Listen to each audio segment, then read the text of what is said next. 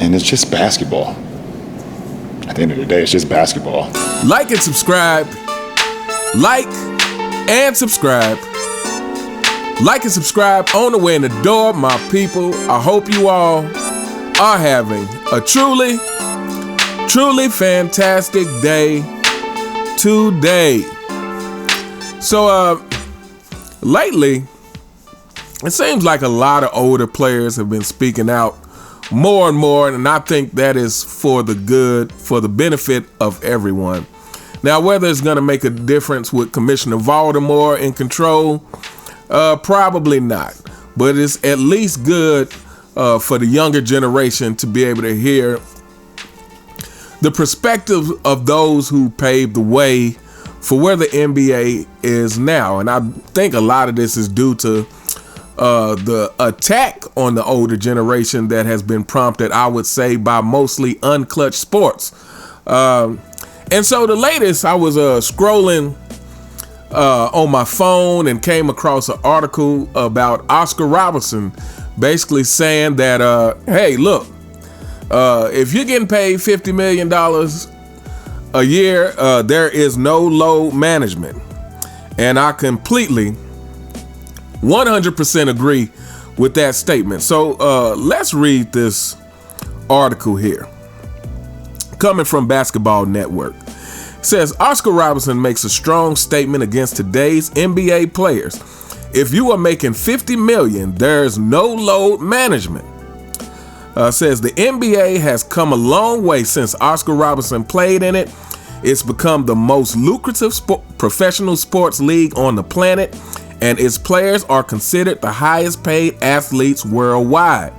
But while Robertson wasn't able to enjoy what today's NBA stars have, he said he is happy for them because they no longer have to struggle to make ends meet like players did during his time and can secure the future of their families. However, since the NBA is a business, the Big O also said that players have to do their part in making the league grow by fulfilling their end of the deals, and that includes being available in games when not injured. His quote says, "You see, guys, today, they try to worry about the minutes, load management," said the Big O.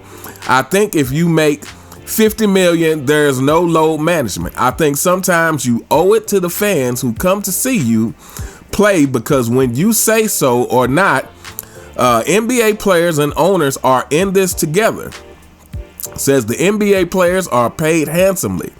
Robertson played in an era in which NBA stars earn less than today's ordinary players. It's unclear how much Big O made during his career, but in the 1970s, the average annual NBA salary was $35,000. The amount ballooned to $180,000 after a decade and $9.5 million before the COVID-19 pandemic. For the upcoming 24-25 season, the average NBA player's salary will be $11.9 million, with superstars set to earn much more. Golden State Steph Curry will be the highest paid player next season at $55.7 million. Just recently, the NBA signed the landmark $75 billion TV deal, which will take effect during the 25-26 season. Because of that, the team's salary cap is expected to increase by 10% per year, which means we could see players earn $100 million annually during the 2030s decade. And it says the Big O is not alone. Meanwhile, Robertson isn't the only all-time great who talked against load management. Former Sixers great and Dream Team player Charles Barkley also emphasized the big responsibility that comes along with today's massive player contracts. "I'm talking to the players, man," Barkley said last year on Inside the NBA. "Forget the ownership, forget the fans. As a player, if you're going to make $50 to $60 million a year to play basketball 3 or 4 days a week, play basketball, man. Y'all got the best shoes, you've got the best medical staff, you've got these guys in sleeping chambers, you've got ice bath. Man, if you can play, shut the hell up and play." And it says load management has become a huge issue in the NBA, and the league has intervened by taking a stance against it with stricter rules and harsher fines. But perhaps more than thinking about not getting fined, the mindset of the players should be that of the Big O and Sir Charles, who think about the fans, because they are the reason why the NBA is as big as it is today. When I read this article, when I saw the title about Oscar Robertson saying that, hey, if you're making $50 million, there is no load management, I thought to myself, what it must be like for players back then, like Oscar Robertson. Obviously he's still living, but even when Bill Russell was still here and some of these older players, what it must be like, Jerry West, to sit here during the unclutch era and hear people constantly trashing your era when you are the guys who actually paved the way, when you're the guys who kept the NBA going when it wasn't lucrative, when you are the guys who actually played for the love of the game. The Big O was definitely one of the superstars back then. He averaged and this is roughly, he averaged 26, 8, and 10. 8 rebounds, 10 assists, I believe. And, if I'm being honest, I would say he's a better rebounder and assist maker than LeBron James, for the simple fact that back then you actually had to rebound. Rebounds were a fight, and back then assists were judged a lot more harshly. Again, you didn't have these loose rules for assists that you do today. So I would say he has the leg up on LeBron, and probably in scoring too. I mean, let's be real. If you really pay attention to LeBron's game, it is super limited. But anyway, I'm saying that to say this, that Oscar Robertson, he was one of the premier stars of his generation, for sure. And so for guys like that, who, like I said, carried the league, who get called plumbers and say they didn't play against great competition, to see these guys nowadays making so much more money than you were able to make, and understandably the game has to grow. But again, you guys were the players like Oscar Robertson, they were at the stage of the game where, the NBA would survive and maybe would not. But it was because of players like that and their dedication to the game that the NBA did survive, and that it did get to the point to where we got your Magics and your Birds, and then it did get to the point to where we got Michael Jordan, who is responsible for growing the NBA more than any other player, and now to where we got to this entitled age now, that was led by the duck or the deer, take your pick. But yeah, it really has to be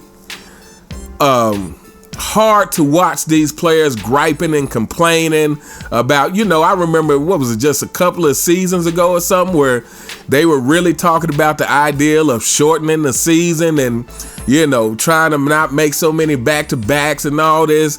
And it just seems completely ridiculous. It's like, how much do you want? How much do you want? Again, the job is the same, or at least it should be the same. Like I said, if you think about it this way, let's say you're the owner of a company, and who knows, I'm gonna make up something, but you're paying someone, the job is to ship boxes, and you say, okay, if you ship 100 boxes for shipping 100 boxes a day, I'm gonna pay my workers $50 an hour. And years go by, the company's doing well, the job description is the same, but now the workers are making $200 an hour to ship these same 100 boxes. Now, it would seem completely irrational for these workers to be coming to the boss saying, "Hey, boss, man, you know, I think you need to cut out shipping 100 boxes a day, man. Can we go down to 60 or something?" I mean, I know everyone for the last 40 years have done this same job that we're getting paid more than ever for, but you know, now that we're making so much money, I think it's time to cut the workload. That would seem completely and utterly ridiculous unless you are a LeBron James fanboy. Unless you are a LeBron James fanboy, that would seem completely and utterly ridiculous. And I say that because obviously we all know LeBron James fanboys are delusional. So unless you are a delusional person, that would seem completely and utterly ridiculous. So, you know, the people who are on the side of these NBA players trying to milk the system, I don't understand you. For the people who are on the side of the NBA players trying to milk the system, I'm not saying don't get your money, but I'm saying earn your money. If you're going to be fighting for getting as much money as you can possibly get, that's great. But earn it. Don't start giving us less of a product than before. You know, again, if you grew up during the Michael Jordan era, where basketball was a part of the culture, where jerseys were a part of the culture,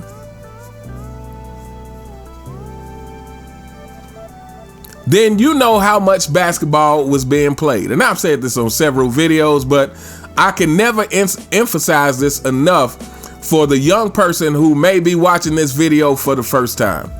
I can never emphasize this enough that the 90s was a decade where basketball was literally a part of the culture. And it wasn't about the hoopers who loved, because hoopers are always gonna love basketball. You know, if you just love to play back. But during the 90s, again, because of the Michael Jordan effect, it got people who weren't necessarily interested in playing basketball to be interested in watching and playing basketball. So again, no matter what court you went to, inside court, outside court, what time of day, there was always full court games being ran. And like I said, me myself, you know, playing 5 to 6 times a week was nothing. And I would play almost every day for hours upon hours a day. You know, sometimes we're talking about getting 4 and 5 hours in. And this is for free, because we just love the game of basketball. And I couldn't imagine a day if I was ever getting paid any kind of money to play basketball.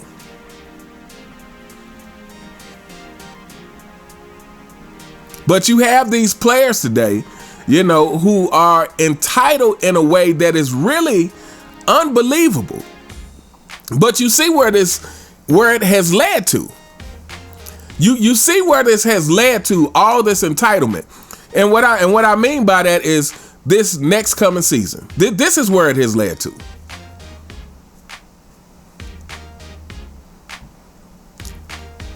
It has led to Bronny James being in the NBA, and it has led to JJ Redick coaching the Lakers. This is where all this entitlement has led to, because ultimately the entitlement has ruined the integrity of the game. It has ruined the fundamental aspect of the game, which is supposed to be competition. It has ruined that. And why has it ruined that? It's because of this. When you are constantly trying to figure out a way to milk the system, it becomes more about that than it is about the game. And this is what we have seen. Like every year is something. Again, you know, just a couple of years ago, the talks were heavy about possibly decreasing the amount of games in the season. You know, they have changed up the back-to-back significantly in the last several years to where players don't play as near as many back-to-backs. And even though they don't play as near as many back-to-back, there is still like, oh, well, you know, I'm sitting out this game because the next game is more important. The entitlement has ruined what the game is about.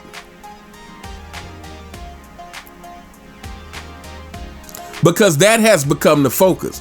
The money for everybody has become the focus. The money for Commissioner Baltimore has become the focus. It's like, yeah, that's great. They signed this big TV deal, but it's not going to be great if the ratings can't keep up.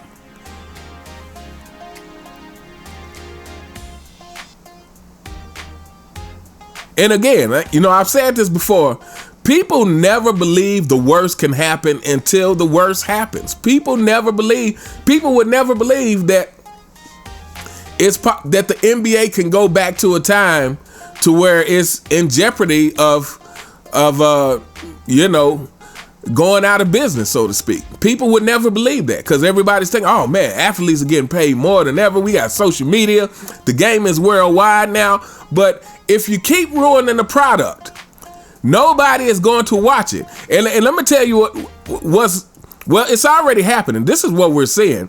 The NBA has become more about storylines than it is about basketball. Shout out to Man Down Sports. Because I was watching, and I can't even remember what the subject matter was of the video. But I was watching him maybe about a week ago or so. And he was just kind of talking about, he was giving his take on the difference between LeBron James fans and Jordan fans, essentially. It was LeBron James fans or Jordan fans, or it was LeBron James fans and versus just real basketball fans. It was one or the other. But he was basically saying that LeBron James fans, like their whole existence, their whole reasoning is all storyline based. And all we want to know is, how good are you at basketball? That's the question. That is, it's really that simple. It's like LeBron James fans, you guys can't talk about LeBron without, oh, he's had more scrutiny. Oh man, he's never had help. Oh, he's faced such hard teams, man. The Celtics big three and Kevin Durant joining Golden State, man. How much does our king have to do? He's faced so much. And all we want to know is, how good are you at basketball, LeBron James? That's the only question that needs to be answered. But this is where the NBA is headed more and more in this direction of where it is simply about the stories. Because again, this all stems from the entitlement thing. And obviously, you know, we all know, we talk about basketball, but this is a societal problem. But talking about basketball, like what everything has stemmed from this entitlement to where, like I said, this whole Bronny James on the Lakers playing with his dad, this is all storyline based. Because the only thing they ever can say about it is, well, LeBron James, man, he's played 22 years in the league. Doesn't he deserve to play with his son? This is going to be great. This is making history. But should Bronny James be in the NBA? That's the question.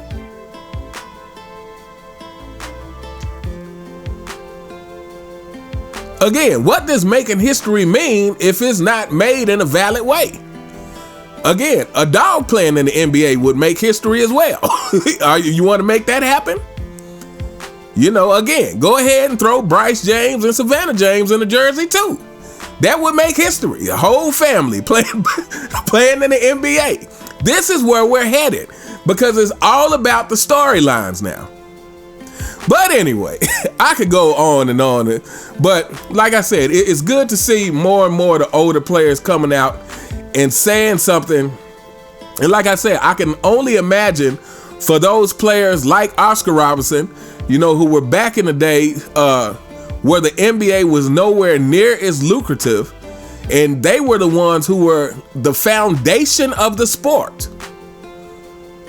The fanboys, do you know what foundation of something is? Do you know what the foundation of a house is? Do you know what the foundation of the sport is?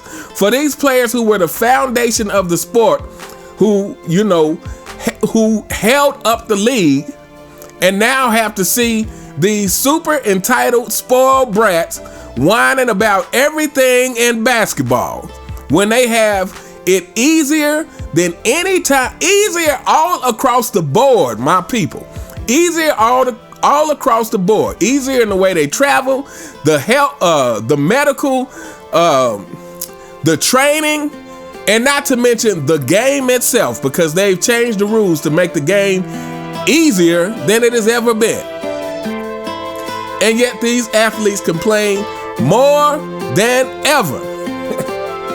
Anyway, let me know what you guys think in the comments. Unless you're a LeBron James fanboy, we don't care what you think. But let me know what you think in the comments about the Big O saying that, hey, if you make $50 million, there is no load management. And I completely agree. I could not agree more. Let me know what you guys think in the comments. You all have a truly fantastic day, and I'll see you next time. All right.